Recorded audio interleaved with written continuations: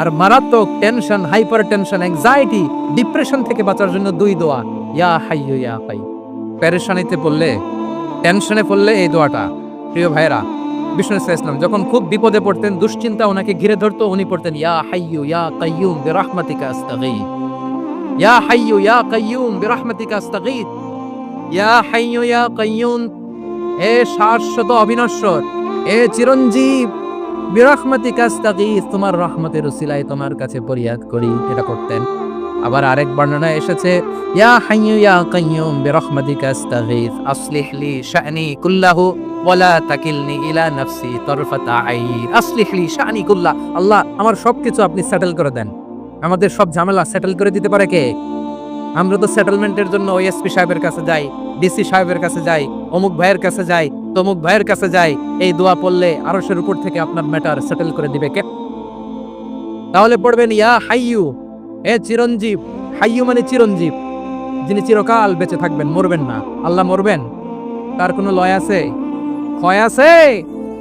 সূরা রহমানে আল্লাহ বললেন কুল্লু মান আলাইহা ফানি ওয়া ইয়াবকা ওয়াজহু রাব্বিকা যুল জালালি ওয়াল ইকরাম ফাবিআইয়ি আলাই রাব্বিকুমা তুকাযিবান। জমিনে যা আছে সব ভ্যানিশ হয়ে যাবে, নিশ্চিহ্ন হয়ে যাবে, শেষ হয়ে যাবে, সব বিলুপ্ত হয়ে যাবে, একজন ছাড়া। জোরে বলেন তিনি কে? ইয়া হাইয়ু। আমার সাথে আওয়াজ করে করেন ইয়া হাইয়ু ইয়া কাইয়ুম, ইয়া হাইয়ু ইয়া কাইয়ুম বিরহমাতিকা আস্তাগীথ আসলিহ লি শা'নি কুল্লাহ ওয়ালা তাকিলনি ইলা নাফসি তরফাতা আইন। এভাবে দোয়া করলে আপনাকে বিপদমুক্ত করবে কে? এই দোয়াটা কেন পছন্দ আল্লাহর কাছে? কারণ এখানে আল্লাহর 2টা সুন্দর নাম আছে, গুণবাচক নাম, আল হাই, আল কাইয়ুম। এই 2টো নাম আছে এখানে। আবার এই 2টা আয়াতুল কুরসির অংশ। আয়াতুল কুরসি শুরু তো এটা আসরা নাই, হ্যাঁ আসরা নাই। 3 নাম্বার কারণ এটা ইসমে আজম। কোন দোয়াটা ইসমে আজম? যে দোয়া ওসিলায় দোয়া করলে আল্লাহ দোয়া ফেরায় না। অনেকগুলো মত আছে, সবচেয়ে ভ্যালিড মত হচ্ছে এটা, ইয়া হাইয়ু ইয়া কাইয়ুম। এর ওসিলা দিয়ে দোয়া করলে দোয়া কবুল করে কে? 2 নম্বরে বিশ্বনবী মারাত্মক বিপদে পড়লে আরেকটা দোয়া পড়তেন, আল্লাহুম্মা ইন্নী আবদুক। আগে দোয়াটা করি, শুনেন। আল্লাহুম্মা ইন্নী আবদুক ওয়া ইবনু আবদিক ওয়া ইবনু আমাতিক নাসিয়াতি বিয়াদিক মাদিন ফিয়া হুকমুক আদলুন ফিয়া কাদাউক আসআলুকা বিকুল্লি ইসমিন হুয়া লাক সাম্মাইতা বিহি নাফসাক আও আনজালতাহু ফি কিতাবিক আও আল্লামতাহু আহাদাম মিন খালকিক আও ইস্তা'সারতা বিহি ফি ইলমিল গায়বি ইনদাক আন তাজআলাল কুরআনা রাবিআ কলবি ওয়া নূরা সাদরি ওয়া জালাআ হুজনি ওয়া যাহাবা হাম্মি। সুবহানাল্লাহ পড়েন। বিষ্ণু বলতেন আল্লাহুম্মা ইন্নী আবদুক, ও আল্লাহ আমি আপনার গোলাম, ওয়া ইবনু আবদিক, গোলামের ঘরের গোলাম, ওয়া ইবনু আমাতিক, বাদীর ঘরের গোলাম। মানে আল্লাহ আমি আপনার গোলাম। আমার বাবা আব্দুল্লাহ ছিল আপনার গোলাম, আমার মা আমিনা ছিল আপনার বাদী। মানে আমরা গোলাম বংশের সব গোলাম। নিজের এর চেয়ে আর ছোট করে আল্লাহর কাছে উপস্থাপন করা যায় আমার ভাইরা? কথা কি বুঝতেছেন? নিজেকে এর চাইতে ছোট, নগণ্য আর তুচ্ছ করে আল্লাহর সাথে প্রেজেন্ট করা যায়? বিষ্ণু বললেন ও আল্লাহ আমি আপনার গোলাম, গোলামের ঘরের গোলাম, দাসীর ঘরের গোলাম, নাসিয়াতি বিয়াদিক, আমার মাথার চুলের ঝুঁটি আপনার হাতের মুঠোয়। আপনি ডানে টান দিলে আমি ডানে যেতে পারতো, আপনি বাঁয়ে টান দিলে বাঁয়ে যেতে পারতো। সুবহানাল্লাহ বলেন। পিছনে 2-1 ভাই দাঁড়ালেন কেন? হ্যাঁ বসুন। জায়গা চেঞ্জ করতেছে, সেই দুপুর থেকে বসে আছে আমি জানি। মাশাআল্লাহ। কেউ 2-1 বেরিয়েছে, গ্যাপ পূরণ করতেছে। মাশাআল্লাহ। পড়েন সুবহানাল্লাহ আলহামদুলিল্লাহ লা ইলাহা ইল্লাল্লাহু মুহাম্মাদুর রাসূলুল্লাহ সাল্লাল্লাহু আলাইহি ওয়াসাল্লাম। বিশ্বনবী বললেন আল্লাহ আমার মাথার চুলের ঝুঁটি আপনার হাতের মুঠোয়। আচ্ছা এইভাবে কাকে ধরা হয়? যে খুব ছোট, ঠিক কি না? নিজেকে কত ছোট করলেন বিশ্বনবী। ও আল্লাহ আমার মাথার চুলের ঝুঁটি আপনার হাতের মুঠোয়, আপনি ডানে টানলে আমি ডানে যাব, বাঁয়ে টানলে বাঁয়ে যাব। আল্লাহ আসআলুকা বিকুল্লি ইসমিন হুয়া লাক নাসিয়াতি বিয়াদিক মাদিন ফিয়া হুকমুক, আপনার নির্দেশ আমার উপর কার্যকর হবেই হবে। আদলুন ফিয়া কাদাউক, আপনার ফয়সালা, যেই ফয়সালাই আপনি আমার জন্য করেন এটাই ইনসাফ। সুবহানাল্লাহ বলেন। আমরা আল্লাহর ফয়সালায় সন্তুষ্ট হতে চাই না। কত কমপ্লেইন, আল্লাহ তুমি এটা দিলা না, ওইটা পাইলাম না, ওইটা হইল না রে, এরকম অভিযোগ কমপ্লেইন আমাদের আছে না নাই? আর বিশ্বনবী বলতেন আদলুন ফিয়া কাদাও, আল্লাহ আমার জন্য তোমার যেটা ফয়সালা এটাই সবচেয়ে শ্রেষ্ঠ ইনসাফ, এর চেয়ে ইনসাফ আর হতে পারে। এভাবে কায়মান বাক্যে আল্লাহর কাছে বিশ্বনবী দোয়া করতেন। এরপরে বিশ্বনবী বলেন, আল্লাহ তোমার যত নাম আছে সব নামের ওসিলায় দোয়া করি, যে নাম তুমি আমাদেরকে জানিয়েছো, যে নাম তুমি আমাদেরকে জানাও নাই, যে নাম তুমি কোরআনে নাজিল করেছো, যে নাম নাজিল করো নাই, যে নাম শুধু নবীদেরকে জানিয়েছো। আর আল্লাহর এমন কিছু চমৎকার চমৎকার সুন্দর সুন্দর নাম আছে, এই নামগুলো রব্বুল আলামিন কাউকে জানাবে না। সুবহানাল্লাহ বলে। আমরা তো 99 নাম জানি, 100 না আল্লাহ, কিন্তু আল্লাহর এমনও কিছু নাম আছে যেগুলো আল্লাহ বিশ্ব নবীরও জানায় নেই, এগুলো আল্লাহ ইলমুল গায়বে রেখে দিয়েছেন। দোয়ার সময় বলবেন, আল্লাহ তোমার যেই নামগুলো জানি, যেগুলো জানি না, যেগুলো কোরআনে আছে, যেগুলো নাই, যেগুলো নবীরে খাস ভাবে জানাইছে ওগুলোর উসিলায়, যেগুলো কোনোদিন জানাবাও না তোমার ওই নামের উসিলাও তোমার কাছে চান। আল্লাহ কোরআনকে আমার হৃদয়ের বসন্ত বানাও, আমার বক্ষের জ্যোতি বানাও, আমার চিন্তা দুশ্চিন্তা তুমি দূর করে দাও।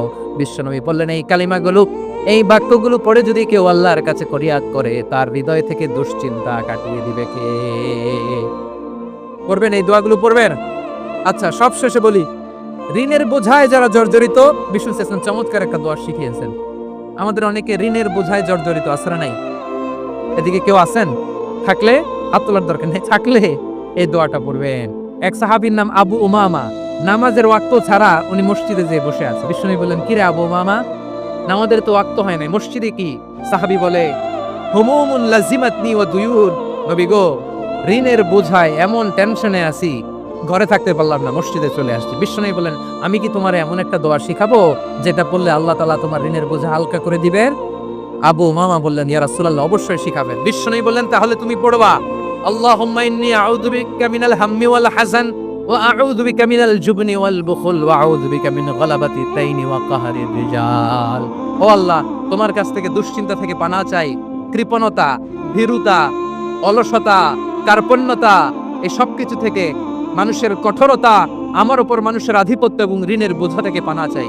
এই দোয়াটা যখন বিষ্ণুনবী শিখাই দিলেন, আবু উমামা বারবার এই দোয়া পড়ে, আল্লাহুম্মা ইন্নী আউযু বিকা মিনাল হাম্মি ওয়াল হাযান ওয়া আউযু বিকা মিনাল আজজি ওয়াল কাসাল ওয়া আউযু বিকা মিনাল জুবনি ওয়াল বুখল ওয়া আউযু বিকা মিন গালাবাতি দাইনি ওয়া কাহরির রিজাল।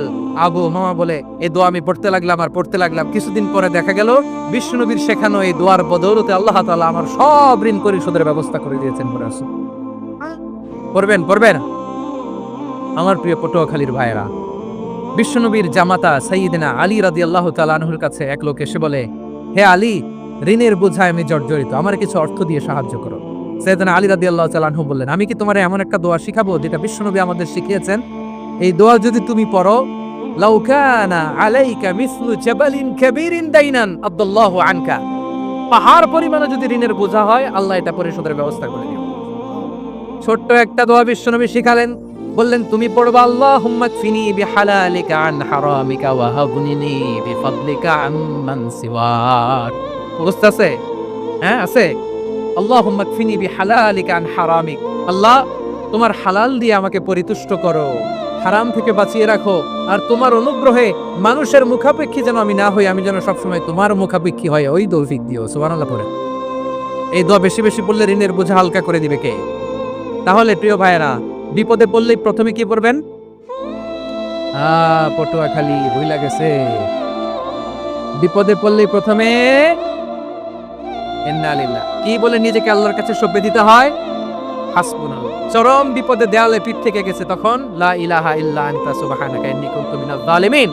এরপরে লা ইলাহা ইল্লাল্লাহুল আযীমুল হালিম, এই দোয়া।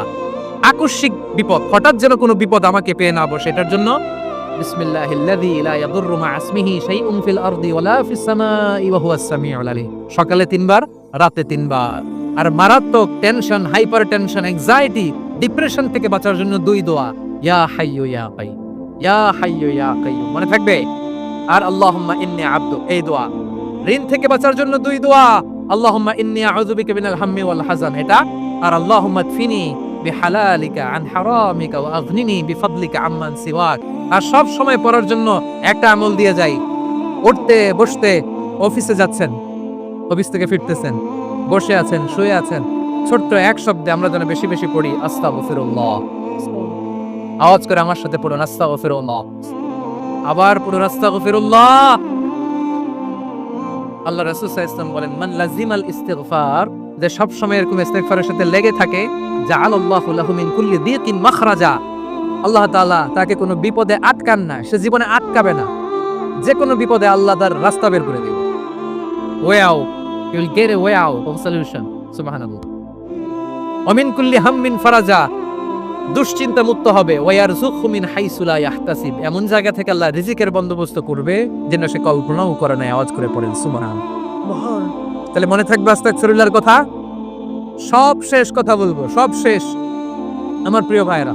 এটা গেল নিজের বিপদ। কিসের বিপদ? নিজে যদি বিপদে পড়েন, অন্যের বিপদ যদি দেখেন, এটার জন্য একটা দোয়া আছে। অনেক সময় আমরা দেখি হাসপাতালে ক্যান্সারের 3rd স্টেজে চলে গেছে, লোকটা হ্যাংলা হয়ে চিকন হয়ে হায়রে কি কষ্ট পায়, দেখি না? বিষ্ণু বলে একটা দোয়া যদি কেউ অন্যের কোনো বিপদ দেখে পড়ে, ওই বিপদ তার জীবনে কখনো আসবে না। শুনবেন?